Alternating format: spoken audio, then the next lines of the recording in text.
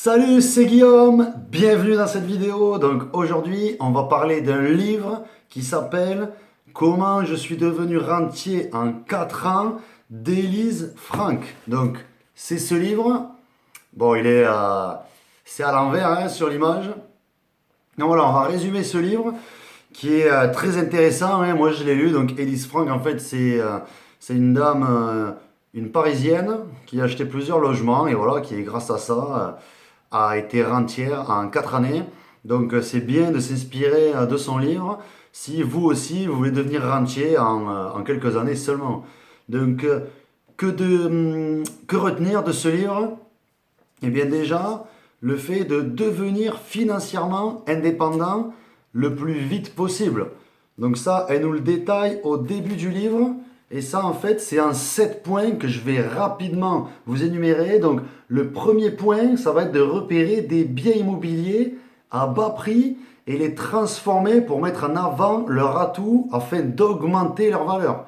Ensuite, l'étape numéro 2 de sa méthode, ça va être emprunter à la banque l'intégralité du prix d'achat tout en laissant la possibilité de pouvoir effectuer plusieurs opérations à la suite sans épuiser votre capacité d'emprunt. Donc c'est les fameux 33% de taux d'endettement de la banque. Ensuite, le numéro 3, c'est trouver une, voire plusieurs entreprises en bâtiment efficaces, fiables et compétentes proposant des prix compétitifs. Donc faire les travaux par des entreprises qui ont du savoir-faire et à un prix assez intéressant. Le numéro 4 pour sa méthode, ça va être conserver une capacité d'emprunt en revendant certains biens dans le but de réaliser des plus-values immédiates. Donc c'est l'achat-revente. Le numéro 5, ça va être utiliser les plus-values réalisées pour acquérir un ou des biens sans emprunt bancaire et rembourser une partie des emprunts en cours. Donc ça aussi, c'est pas bête hein, comme méthode. Ensuite, le numéro 6, ça va être louer en meublé les biens que vous avez choisi de garder après avoir pris soin de les mettre en valeur grâce à une décoration adaptée, ce qui permet d'avoir des revenus locatifs qui dépassent vos mensualités. Je vais répéter quand même, ce qui permet d'avoir des revenus locatifs qui dépassent vos mensualités. Donc ça, très très important, hein. Et enfin, numéro 7, pour sa méthode, hein, numéro 7, ça va être de diversifier ses placements. Voilà, on va parler plus en détail là. Pour vous, j'ai fait un récapitulatif ou du moins, voilà, essayer de prendre les points importants de son livre. Alors, elle parle souvent d'une opération immobilière réussie. Mais qu'est-ce que c'est dans ce livre une opération immobilière réussie? Pour elle, pour Élise Frank, c'est un investissement qui permet une rentrée d'argent immédiate. Donc du cash flow en fait. Il faut que vous ayez du cash flow grâce à vos opérations. Soit grâce à une location supérieure à l'emprunt, soit grâce à une revente en touchant une plus-value. Voilà, soit par de la location, soit par de l'achat-revente, tout simplement, hein. Donc pour acheter un bien rentable, elle énumère 2 points importants. Le premier point, ça va être informé avant les autres. Être informé avant les autres ou le plus tôt possible des nouvelles offres qui arrivent sur le marché. Et enfin, le deuxième point, c'est être réactif et être le premier à proposer un prix d'achat. Donc, essayez de voir avec les agents immobiliers de votre ville pour qu'ils puissent vous donner des infos avant même qu'ils mettent des annonces en ligne ou sur leur site. Et dès qu'il y a une bonne affaire, ben, allez-y, achetez. Sinon, sinon, il y en a qui vont acheter à votre place, hein. Les bonnes affaires existent, elles ne restent pas beaucoup et pas longtemps sur le marché. C'est pour ça que c'est une bonne affaire aussi, hein. Donc ensuite, elle dit également de consulter des courtiers de crédit pour avoir le meilleur taux possible. Donc ça c'est très bien, hein. Faites jouer la concurrence pour avoir un taux de crédit vraiment bas ou le plus bas possible. Elle nous donne aussi des conseils pour bien louer ses logements. Donc en fait, elle résume en 4 points. Ça va être d'abord d'éviter d'acheter un bien trop grand qui serait compliqué à louer. Privilégier les petites surfaces, hein. Ensuite, en numéro 2, éviter d'acheter un bien qui se trouve à un étage trop élevé ou en rez-de-chaussée. Ça peut freiner des acheteurs. Le fait d'être en rez-de-chaussée, ben voilà, ça donne sur la rue, donc c'est pas terrible. Et le fait que ce soit trop haut, voilà, si c'est des grands immeubles, si c'est quatrième, cinquième étage sans ascenseur, ça aussi, ça peut freiner les locataires, hein. Et ça se comprend très bien. Ensuite, le troisième point pour bien louer, elle dit éviter d'acheter un bien trop sombre. Voilà. Privilégiez de la luminosité dans vos appartements. Et le point numéro 4, acheter en centre-ville car il y a plus de demandes. Voilà, le centre-ville, c'est quelque chose de sûr, c'est quelque chose qui a toujours marché. Donc voilà, ces 4 points, voilà, ça paraît logique, mais c'est bien de les savoir, de se les remémorer pour bien louer. Et c'est un livre vraiment intéressant, hein. Moi, je vous conseille vraiment de le lire. Ça va vous mettre un nouvel état d'esprit, ou de moins une nouvelle vision sur l'investissement immobilier. Elle dit également d'acheter ce que les autres ne veulent pas. Alors attention, ne pas acheter des mauvaises affaires. Mais si c'est une bonne affaire et que quand vous rentrez dans le logement, moi je me rappelle mon premier logement que j'ai acheté, euh, ça faisait longtemps en fait qu'il était en vente, mais personne ne voulait l'acheter parce que les communs étaient vraiment pourris, entre guillemets, hein, pourris, et le logement lui-même était sale, il y avait des meubles, c'était vieux, c'était dur de se visualiser, mais moi j'ai réussi à visualiser ce que ça allait donner. J'ai calculé la rentabilité nette, j'ai calculé le cash flow, tous les voyants étaient ouverts, je l'ai acheté, alors que des dizaines et des dizaines de personnes l'avaient visité avant moi et ne l'avaient pas acheté. Et depuis que je l'ai, je gagne de l'argent avec et du cash flow sans aucun problème. Ensuite, elle nous parle de biens idéal pour la revente. Là, c'est plus pour l'achat-revente. Donc moi, personnellement, je n'ai encore jamais fait d'achat-revente, mais c'est bien de s'inspirer de ce que dit Elise Frank, justement, si vous n'avez jamais fait ça. Donc, ce qu'elle nous dit, pour les biens idéaux pour la revente, ça va être, il faut des atouts en fait, il faut beaucoup de travaux à prévoir, ce qui semble paradoxal, mais qui permet de négocier le prix à la baisse et de l'acheter à un prix vraiment très intéressant. Donc, s'il y a vraiment beaucoup de travaux, c'est vrai que ça peut permettre de baisser le prix d'achat voilà, assez fortement. Donc, en tout cas, c'est ce qu'elle nous dit elle, hein. Ensuite, un deuxième point, ça va être là aussi, de façon paradoxale, la mauvaise configuration de l'appartement me permettait, grâce aux travaux, d'apporter une vraie valeur ajoutée. Il suffisait d'abattre une cloison, ce qui la rendait beaucoup plus lumineux. Voilà, hein, là aussi, ça paraît logique. Ouvrez l'espace, faites un logement moderne. Bon, ne pétez pas une cloison si c'est porteur, évidemment.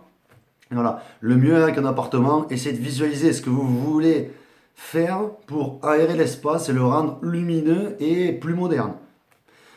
Troisième point, on nous dit le fait qu'il soit situé en bordure d'un quartier populaire permettait de jouer sur cet aspect au moment de l'achat pour négocier le prix à la baisse. Puis de faire valoir la proximité avec un quartier plus prisé au moment de la vente. C'est là où la nana, elle est bonne là-dedans parce que elle se dit ok, c'est près d'un quartier populaire, du coup, lors de l'achat du bien, ça va me permettre de faire baisser le prix. Mais vu que cet appartement est aussi près quand même d'un quartier plus prisé, ça lui a permis d'augmenter le prix au moment de la vente. Donc ça, c'est vraiment intéressant à retenir. Voilà, elle dit simplement, l'intérêt de ce type de localisation géographique est fréquent dans les grandes villes, mais moins courant dans les petites villes de province. Pas forcément, hein. Moi je vois qu'à Perpignan, vous savez, j'ai acheté près d'un quartier populaire, mais il y a des quartiers prisés à 2-3 rues derrière. Choisissez bien l'emplacement.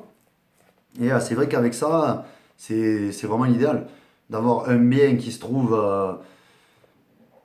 près d'un quartier prisé, mais quand même plus près d'un quartier populaire. Voilà, pour faire baisser la vente, pour faire baisser le prix au moment de l'achat, c'est bien, et pour monter le prix de vente au moment où vous mettez votre bien en vente. Ensuite, elle nous parle de la copropriété qui n'était pas parfaite, mais il n'y avait pas de travaux en cours et son état ne pouvait en aucun cas empêcher une revente au prix fort. Voilà, regardez la copropriété. Est-ce qu'il y a des gros travaux à prévoir dans l'année à venir? Ça peut freiner une vente et ça peut même vous freiner. S'il y a énormément de travaux s'il y a beaucoup d'argent à sortir au niveau de la copropriété pour faire des travaux, voilà, demandez le compte rendu de copropriété qu'ils font chaque année. De toute façon, votre agent immobilier doit vous le fournir, ça, hein, Prenez le temps de bien regarder s'il n'y a pas des travaux, des gros travaux à prévoir. Moi, je sais que pour un logement que j'ai, cette année, ils ont prévu de refaire la toiture. Sauf que moi, quand je l'avais acheté, ils avaient déjà prévu de le faire en fait. Donc, c'était dans leur compte rendu de copropriété. Bien que moi je suis locataire et qu'ils vont faire les travaux de la toiture alors que je suis là, eh bien moi je ne l'ai pas payé parce qu'au moment où ils l'ont fait, moi je n'étais pas propriétaire de ce logement. Donc voilà, faites attention au compte rendu de copropriété, prenez bien le temps de regarder ça. Et ensuite, elle nous parle vu qu'il n'y avait pas d'ascenseur, voilà, cela n'était pas très gênant puisque l'appartement est situé au troisième étage. Oui, voilà, troisième étage, premier, deuxième, troisième étage, je pense que c'est l'idéal si vous voulez acheter un appartement, que ce soit pour le louer ou pour de l'achat-revente. Moi, personnellement, c'est plus pour de la location, vu que je ne fais que de la location. Mais voilà, pour elle aussi, ces points-là, c'est très important pour pouvoir revendre rapidement un bien immobilier rentable. Donc ensuite, elle nous dit également, toujours pour de l'achat-revente, pour un bien idéal pour la revente. Donc là, elle nous parle plus les conseils de base pour bien vendre. Là aussi, ça peut paraître logique, mais c'est bien voilà, de les lire et de se dire, ok, c'est vrai que ça peut marcher pour hisser mon bien et le vendre beaucoup plus facilement. Elle dit simplement de faire de belles photos de votre bien et les ajouter à votre annonce sur le net, voilà.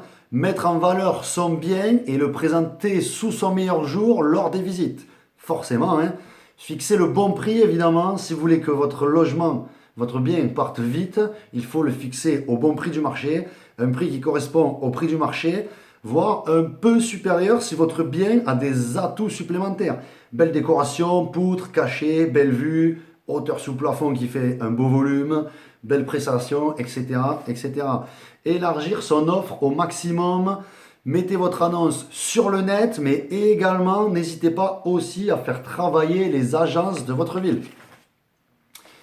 Voilà, bien rédiger votre annonce également, en mettant l'accent sur les éléments positifs.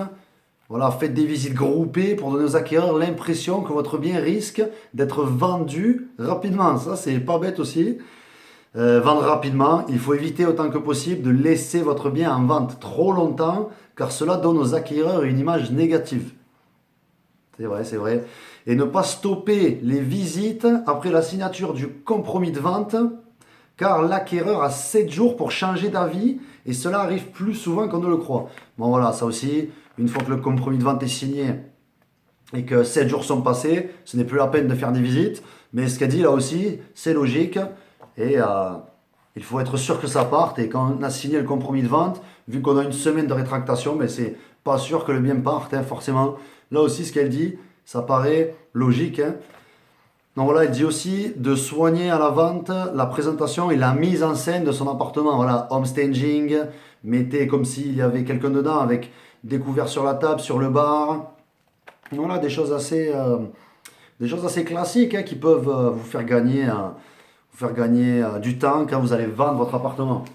Ensuite, elle nous parle de home staging justement. Le home staging, 4 points. 4 points pour faire du home staging. D'après toujours Elise Frank. Hein. 1. Adapter l'appartement au goût des acquéreurs ou des locataires potentiels. Voilà, ça paraît logique, ça aussi. Proposer un appartement unique qui se démarque des autres. Dépersonnaliser les pièces. Quelques éléments de déco pour un effet coup de cœur. Et ensuite, soigner la qualité de vos photos que vous allez mettre en ligne. Faites appel à un photographe professionnel, photo grand angle avec de la luminosité. Et voilà, forcément, déjà, ça sortira du lot. Home staging, de belles annonces, de belles photos. Vous sortez déjà du lot au niveau des annonces immobilières, que ce soit pour la location ou pour la vente. Hein. Le home staging, ça marche pour les deux. Ensuite, ces conseils pour la vente, on en a déjà parlé. Mais là, voilà, de faire un récapitulatif pour la vente. En 5 points, elle nous dit faire de belles photos pour vos annonces, mettre en valeur son bien grâce au home staging, présenter son bien sous son meilleur jour lors des visites, on en a déjà parlé, fixer le bon prix et également élargir son offre au maximum, Internet plus les agences. Pour ce qui concerne la location, dans ce livre, elle nous dit que la location vide ou nue, voilà, loyer moins élevé, avec un bail de 3 ans, bon, ça on le sait, enfin on le sait du moins, si vous êtes intéressé à la location, vous le savez, hein. Et ensuite la location meublée, on peut faire des loyers plus élevés justement parce que c'est du meublé, mais le bail sont de 1 an. Donc elle nous conseille de faire de la location meublée. Pourquoi? Eh bien, les plus de la location meublée, 1 an de bail, donc s'il y a des soucis, ça peut permettre d'enlever plus facilement ses locataires qu'un bail nu où il resterait 3 ans. La possibilité aussi, grâce à 1 an de bail, d'augmenter les loyers régulièrement. Moins de risques d'impayés également, avec une possibilité de revalorisation du bien grâce à une décoration attrayante. C'est vrai que si vous prenez un bien vide et que vous prenez le même bien meublé homestaging, ça n'a plus rien à voir en fait, parce que grâce au homestaging, vous allez pouvoir vous visualiser dedans et toujours avec cet effet coup de cœur, se dire mais cet appartement est vraiment beau, voilà, il me le faut, il faut que je loue, plutôt qu'une location nue qui est beaucoup plus difficile de se visualiser quand il n'y a pas de meubles ou de décoration ou autre. Et ensuite, voilà, les meublés se louent plus cher, environ, enfin minimum 15% de plus. Et si vous êtes sur du meuble haut de gamme, meublé haut de gamme, ça va être 25% de plus que le prix d'une location nue. Donc là aussi, ça reste vraiment très avantageux de faire de la location meublée. Moi, je suis d'accord avec elle, il vaut mieux faire de la location meublée. On peut gagner plus d'argent et en plus, on peut régler plus facilement des problèmes s'il n'y a pas d'impayés. Tout simplement parce que le bail est d'1 an au lieu de 3 ans avec de la location nue ou vide. Voilà, donc c'était tous les points, moi, qui m'ont paru importants dans ce livre. En conclusion, elle, son plan d'investissement pour devenir rentière en 4 ans. Après, elle, c'est une Parisienne, donc les prix d'achat sont assez élevés, mais aussi les locations sont aussi élevées. Donc elle gagne beaucoup plus d'argent que si vous faisiez de la location en province. Mais en même temps, avec le prix qu'elle a acheté à ces appartements, vous pouvez en acheter plusieurs. Un seul appartement à Paris, vous pouvez en acheter plusieurs en province. Mais bon, pour récapituler, 5 points, 5 étapes qu'elle a fait, Elise Frank. D'abord, premièrement, elle a acheté 2 biens rentables et elle les a mis en location meublée. Ensuite, donc elle a gardé son CDI pour pouvoir emprunter à nouveau. C'était l'étape numéro 2. Étape numéro 3, ce qu'elle a fait, c'est elle a acheté 2 biens et elle les a fait en achat-revente. Donc comme elle expliquait, en fait, elle les achète à un prix très bas, elle fait des travaux, elle le remet en homestaging et elle le revend donc, ce qui lui permet d'avoir une plus-value intéressante sur ces 2 biens immobiliers. Ce qui amène à la 4e étape de son plan d'investissement, un achat d'un appartement sans crédit, ça c'est intéressant, hein, sans crédit, grâce aux économies de son salaire, de ses revenus locatifs et de ses plus-values qu'elle a fait sur ces 2 appartements d'achat-revente. Donc ça, ben voilà, elle a acheté un appart sans crédit et elle a également remis de l'argent dans les crédits en cours, voilà, ce qui va lui permettre de réduire ses années de crédit tout simplement. Et en 5e point, ce qui lui a permis là aussi de devenir rentière en 4 ans, ça a été la diversification des placements. C'est-à-dire qu'elle a acheté un local commercial plus 2 parkings. Donc Elise Frank, elle nous dit qu'en fait au bout de 4 ans, grâce, là aussi on est à Paris, hein, donc dans la région parisienne, en 4 ans, et en ayant acheté 2 appartements à crédit qu'elle a loués en meublé, plus 2 biens qu'elle a fait en achat-revente. Ensuite, elle a fait un achat sans crédit qu'elle loue. Elle a mis de l'argent dans ses crédits en cours et elle a acheté 2 parkings et un local commercial. Donc au final, avec 3 biens rentables qu'elle loue, plus un local commercial, plus 2 parkings, ben voilà, elle est rentière et ça lui a pris 4 ans. Donc pourquoi pas faire pareil. Peut-être pas exactement comme elle, mais s'inspirer de tous ces conseils qu'elle donne dans ce livre. En tout cas, moi, je vous le conseille très fortement. C'est un livre qui m'a vraiment plu. Donc je vous le montre encore une fois, hein, comment je suis devenu rentière en 4 ans d'Elise Franck. Donc n'hésitez pas, n'hésitez pas de le commander sur Amazon ou autre. Je n'ai pas de lien affilié moi dans cette vidéo, c'est vraiment parce que c'est un livre qui m'a plu, qui m'a appris beaucoup de choses et que j'avais envie de partager avec vous tout simplement. Donc j'espère que cette vidéo vous a plu et que ces nombreux conseils d'Elise Franck vous auront plu également. Dans la description de la vidéo, n'hésitez pas à télécharger l'e-book gratuit sur l'immobilier avec 12 conseils pour acheter de l'immobilier rentable ainsi que 3 vidéos de formation totalement gratuites et offertes où on va parler de comment dénicher des biens rentables, comment les rafraîchir et les meubler en 2 semaines et comment, dans la 3e vidéo, automatiser vos locations courte durée. Donc cet e-book et ces vidéos sont offertes. N'hésitez pas à les télécharger. En tout cas, je vous souhaite une bonne journée. On se voit dans les prochaines vidéos. Allez, salut!